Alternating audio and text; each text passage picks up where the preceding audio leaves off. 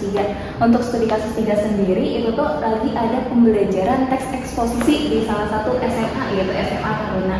Nah di sana itu pas pembelajarannya murid itu mampu mengerjakan soal pilihan ganda, tapi ketika dia itu diminta untuk menyusun teks eksposisi, mereka itu lebih banyak menyalin dari internet gitu. Nah itu permasalahannya untuk kasus ini. Ada beberapa murid, tapi itu hanya sedikit aja yang bisa mencoba menyusun argumen sendiri. Nah jadi itu untuk kasusnya. Lalu untuk pemahaman awal ya, mengapa sih murid ini bisa mereka mengerjakan pilihan ganda tapi nggak bisa menulis? Karena kita tahu sendiri ya, untuk pilihan ganda itu hanya menuntut kemampuan mengingat dari murid itu sendiri. Nggak perlu tuh mereka harus bikin atau konsep yang mereka dari dirinya sendiri gitu. Terus juga untuk mengingat informasi dasar seperti struktur, ya, ciri kebahasaan dari teks eksposisi, terus selanjutnya gagasan-gagasan utama, itu kan hanya dasarnya banget ya. Jadi mengapa banyak sekali murid yang bisa di pilihan ganda dan nilainya itu bagus di pilihan ganda. Terus kenapa menulis teks eksposisi gitu? Teks eksposisi itu ketika kita menulis, kita itu membutuhkan kemampuan untuk mengkonstruksi pengetahuan tingkat tinggi. Jadi apa yang ada di otak kita tuh perlu diolah ya, dan itu sangat sulit ketika kita cuma tahu dasarnya aja. Jadi itu dia untuk pemahaman awalnya. Lalu analisis kegiatan ya, untuk analisis kegiatannya kita tahu bisa pembelajaran ini berfokus pada surface learning atau pembelajarannya tidak mendalam. Nah, kenapa? Karena keberhasilannya itu diukur oleh guru hanya dari nilai soal pilihan ganda itu tadi, bukan dari kedalaman pemahamannya. Kenapa? Karena tadi ya berdasarkan pilihan gandanya itu. Terus juga sehingga menyebabkan pembelajaran itu kehilangan maknanya. Makanya dia dinamain lebih ke surface learning. Terus juga aktivitas belajar didominasi tugas langsung tanpa eksplorasi dan pengalaman nyata. Jadi di murid itu nggak diminta observasi, walaupun mereka diminta untuk menulis teks eksposisi ya berdasarkan isu lingkungan sampah gitu. Teks eksposisinya berdasarkan isu lingkungan sampah, tapi itu nggak terintegrasi dengan keseharian muridnya gitu. Jadi nggak diminta dengan keseharian muridnya. Jadi di sini tuh mereka tidak diminta eksplorasi, misalkan di lingkungan sekolahnya, di sekolahnya bagaimana gitu. Itu untuk pemahaman. Ada pertanyaan dari teman-teman? Aku mau nanya terkait yang pemahaman awal itu terkait dari pilihan ganda. Menurut kelompok kamu, penting nggak sih adanya pilihan ganda itu dalam tes? Pilihan ganda itu penting ya, nggak karena misalkan ini cuma menuntut mengingat aja kita menghilangkan gitu ya. Menurut saya sendiri itu masih penting karena dia itu kan sebagai fondasi awal, sebagai dasar-dasarnya gitu. Jadi murid tahu dasarnya, tapi untuk pilihan ganda itu sendiri dia itu jangan hanya menggunakan pilihan ganda, mungkin lebih kepada ditambahkan seperti esai yang memang menuangkan pikiran mereka sendiri gitu. Terus kalau untuk berarti bagaimana kalau misal menggunakan fenomena yang taksonomi Bloom itu sendiri?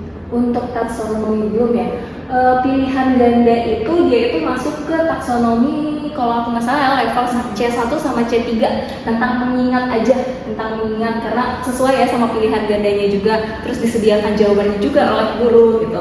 Sedangkan untuk teks eksposisi itu ada di taksonomi level C4 sama C6, yaitu menganalisis, mengevaluasi, terus juga membuat kalau tidak salah ya, membuat. Nah maka dari itu murid itu agak kesulitan di menulis teks eksposisi ini karena kan mereka harus membuat sendiri ya, sedangkan pemahaman mereka itu hanya ada di mampu level 1 sampai C1 sampai C3 itu tadi, yaitu mengingat gitu. Dari kanan juga ada mau tanya, masih berkaitan dengan pemahaman awal juga. Tadi kan ada dijelasin teksnya itu kan di kasus ini kan ada pilihan ganda sama menulis ya. Nah kalau misalnya ada dua siswa nih dapat nilai 100 gitu, yang satu nulis alasannya, yang satu lagi nggak nulis nih tapi dia dapat 100 gitu, itu apakah dikatakan berhasil? Berhasil menurut saya ya itu akan dikatakan berhasil ketika indikatornya adalah nilai. Tapi ketika indikatornya adalah pemahaman dari muridnya itu sendiri, itu belum tentu antara dua itu sama. Karena kan level pemahaman orang akan beda-beda ya ketika dia menjelaskan, apakah dia cuma tahu dan paham aja gitu.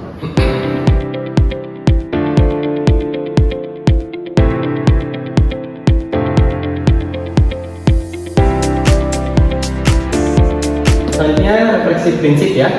Jadi berdasarkan analisis studi kasus 3, berdasarkan kelompok kami, prinsip pembelajarannya itu pembelajaran bermaknanya itu masih belum tampak ya, karena materinya itu hanya berhenti pada hafalan dan tidak dikaitkan dengan konteks aktual gitu, konteks yang nyata gitu ya. Jadi mereka itu tidak diajak menghubungkan isu-isu sampah plastik ya dengan pengalaman sehari-hari. Eksposisi tanpa observasi atau eksplorasi sebelumnya banyak yang kebingungan dan akhirnya menyalin dari internet. Solusinya, guru perlu menerapkan strategi yang membuat murid merasakan langsung manfaat dari apa yang dipelajari. Misalnya, dengan mengaitkan materi eksplorasi secara konkret dengan permasalahan nyata yang ada di sekitar lingkungan sekolah. Lalu ada juga kontekstualisasi, mengajak murid melakukan observasi langsung di lingkungan sekolah terkait isu sampah plastik di kantin atau di halaman sekolah. Murid dapat melakukan wawancara dengan petugas kebersihan untuk memperoleh kebersihan informasi faktual. Data dikumpulkan digunakan sebagai dasar menyusun argumen teks eksposisi. Guru bisa memfasilitasi diskusi reflektif ya. Ya mungkin sampai sini ada pertanyaan. Tanya di bagian yang refleksi prinsip, kira-kira apa yang menyebabkan siswa itu kebingungan buat menulis teks eksposisinya? Oh iya, baik. Jadi siswa itu kebingungan menulis eksposisi ya, karena gurunya itu tidak menghubungkan dengan konteks yang nyata ya. Jadi tidak menghubungkan dengan contohnya dengan kehidupan sehari-hari gitu ya, dengan sampah plastik. Ada lagi yang bertanya? Kalau dari solusinya ini, gimana ya caranya itu membuat teks siswa bisa memahami teks eksposisi secara konkret? Oke, solusinya yang pertama guru bisa menghubungkan teks eksposisi ini ya dengan kehidupan sehari-hari ya. Seperti halnya tadi sampah plastik ataupun bisa yang lainnya. Ya, mungkin itu ada lagi? Ya.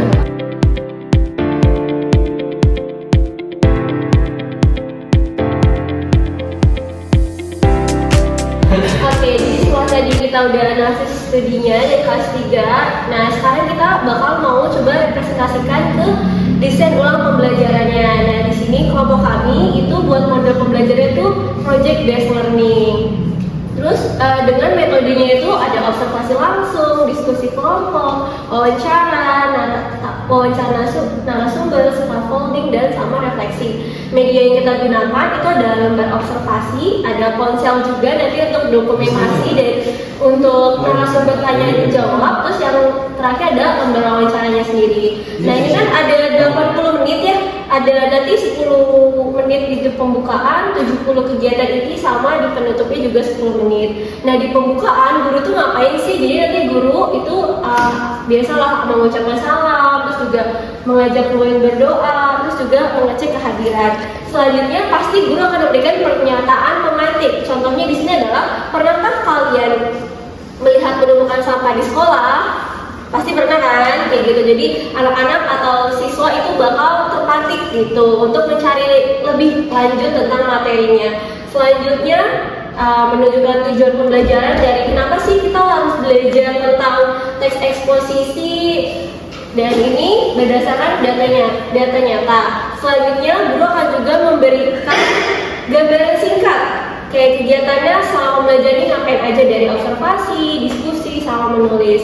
Nah nanti di kegiatan intinya murid itu akan melakukan observasi langsung, jadi dia akan terjun langsung ke lingkungan sekolah di sekitar untuk mengamati di sekolah itu, dari melihat kondisi sampah, terus juga mencatat temuan-temuan yang ada, terus sama mengambil dokumentasi konfirmasi.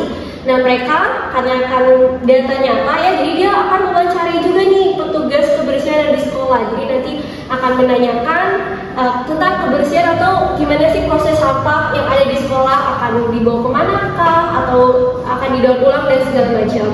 Selanjutnya dalam data tersebut akan dianalisis juga pakai pernyataan tematik di sini seperti guru apa dampaknya ke kalian, supaya murid itu tahu nih kira-kira pelajaran ini itu akan konsep dalam kehidupannya apa atau kehidupan sehari-harinya kayak gimana.